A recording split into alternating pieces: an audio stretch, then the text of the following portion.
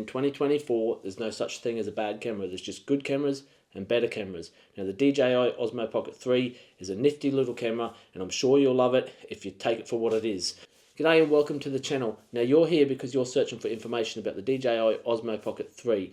Now we're going to talk about that soon, but first I'm going to remind you that I'm giving away a RodeLink wireless filmmakers kit. It is used. I have two of them, but it's one that I used to use for weddings and all sorts of events, and they're quite good. So I'm going to give one away once I reach 1,000 subscribers. Now let's talk about the DJI Osmo Pocket 3. So I got mine in the creative combo. It comes with the DJI Osmo Pocket 3, of course, a mini tripod, quite a handy little tripod there. It comes with a little battery extension grip. That's quite handy, and that will increase the, I believe it's 60% extra battery if you use that. Nifty little extension just to extend your battery grip out a little bit, and that helps you to not bump buttons and cover the microphones while you're holding it. But most importantly, being able to capture good audio. The Creator Combo comes with this DJI mic too, and I'm running float audio into this 32-bit float, so that'll make it so I can recover all the audio from that without having it plugged in into anything. I've got the DJI Osmo Pocket 3 turned off, so all the audio is being recorded internally on that, and I can go and put it in and sync it up when I put it on the computer. It's got a magnet on it. You can just clip it on the back here, and that becomes quite handy. To go with mine, I bought some newer filters. So this has got ND filters, CPL, and I think it's Pro Mist filter in there. I don't need all of them. All I need is the 1 to 5 stop ND filter. I usually have it set to around 2 or 3, and that's enough for my liking. Now people could use this for some professional style work, but I wouldn't say that that's what it's for. For me personally, it's just for that easy, quick capture the video when you want it. When you've got a physical gimbal that will actually move and stabilize your footage, it makes a big difference. This separates your phone from your camera, so you're not using your phone all the time to get your videos, and you get nice stable footage that doesn't crumble under dark conditions. So this is a really good camera for just capturing things that when you need them. Right, so now we're testing the footage on the DJI Osmo Pocket 3, and we're also testing the audio on the DJI Mic 2, which I have beside the GoPro here. Now it's not going to the GoPro, it's recording internally on 32-bit float, but it's also sending wireless signal to the Osmo Pocket 3, and we'll see how that sounds. Let me know if you have any comments on it. I also have the GoPro should be recording now, but that's just for reference so we can see the screen. If you're looking from the GoPro angle at the moment, you can see the screen is really nice and bright. You can see it's sunny at the moment, mostly sunny. Now it's been raining all day. It's not been helpful at all, so I've done most of this video inside the house. Now we've got a little bit of sunlight so we can get out and quickly get some walking out here. But let me know what you think about the footage. You should be able to see the walking motion a little bit, up and down motion, but the gimbal should be holding up pretty good. So some of the things that I don't like about the Pocket 3, well, obviously I've been avoiding the rain for a reason. It's not waterproof, not even water resistant.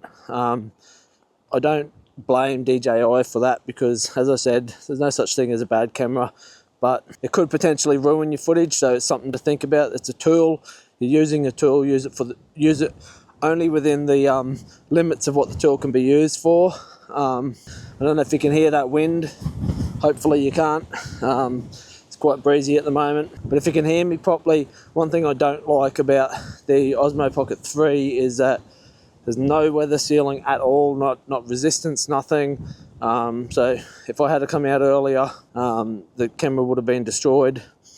I've got the GoPro there, obviously I can use that in circumstances where it's raining, but I think with this camera, doing videos like this where you're just walking along and kind of vlogging is ideal for it. Or if you're doing what I do on one of my channels, which is walking tour videos, you can point it in front of you and just show where you're walking, and it works out really nice. So I think that this camera shines for that. And one of the many reasons why people will get this camera is for the tracking ability. So I'm going to touch on my face, I've got to double tap my face, and it'll show how the tracking works. So now active track is enabled. So if I want to move the camera around, it's going to follow my face. Faces work really well, but there's plenty of things that you can touch on it and it'll track it. So you just move it around.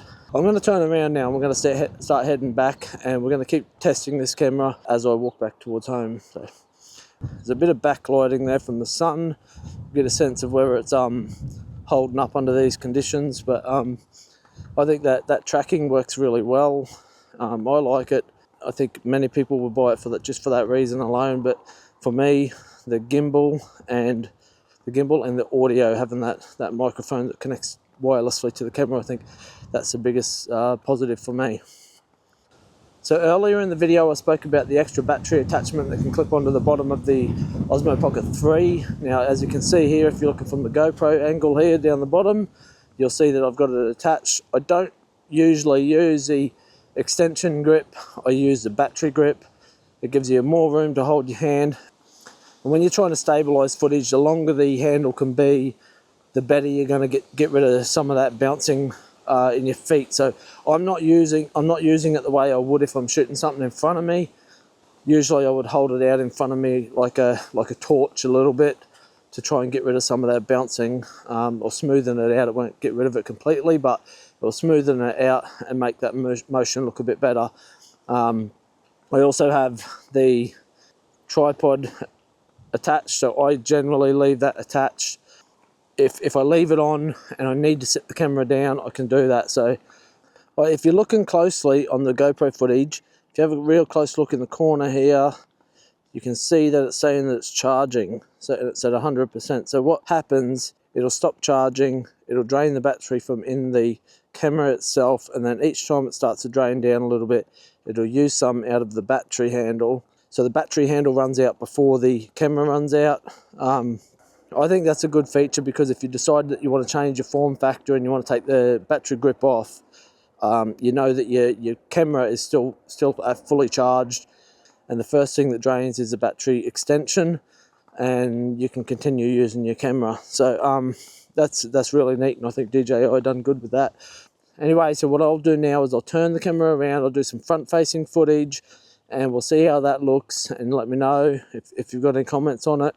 If you're looking from the GoPro now, what you'll see is I'll point the Pocket 3 down like a torch, and I'll adjust the camera with the joystick to point up, and this will take away some of the jitters and smoothen out some of the up and down motion from walking, so I can walk a little bit more flat-footed and just walk like I normally would.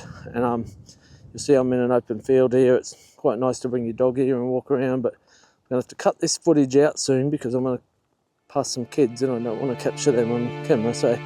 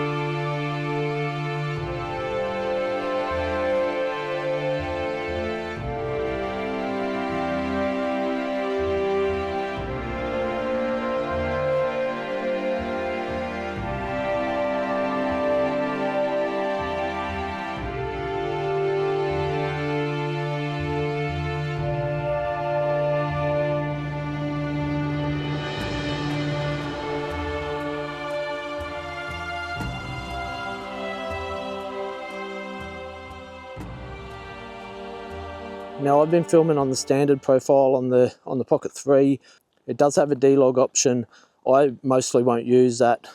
Some of the footage from back in the house will look a little bit flat because I've been using the Canon R6 for portions of it, and I haven't corrected the C-Log much at all. That's because I've been trying to get a video to you guys about the Pocket 3 and not about the R6. So if you want me to do any videos about the R6, let me know.